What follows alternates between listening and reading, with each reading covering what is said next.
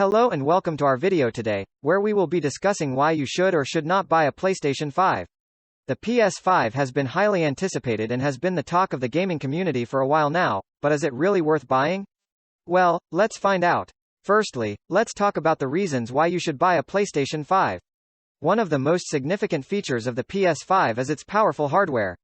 It supports 4K gaming and 8K graphics, which provides a highly immersive experience for gamers. The second reason is the faster loading times due to the new SSD technology. This means that games will load much quicker than before, which can make for a smoother and more enjoyable gaming experience. Thirdly, the PS5 has ray tracing, which enhances the visuals and sound effects.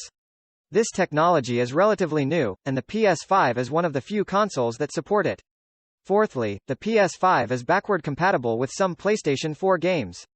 This means that if you already own some PS4 games, you can still play them on the new console. And lastly, the PS5 provides access to exclusive titles such as Spider-Man, Miles Morales and Demon's Souls. These games are highly anticipated and have received critical acclaim from both gamers and critics alike. Now let's discuss the reasons why you might not want to buy a PS5. Firstly, the price tag.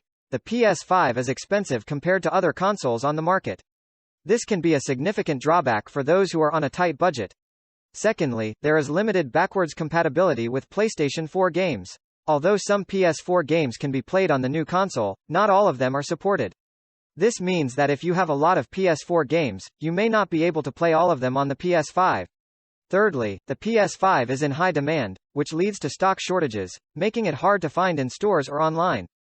This can be frustrating for those who want to purchase the console but cannot due to the limited availability.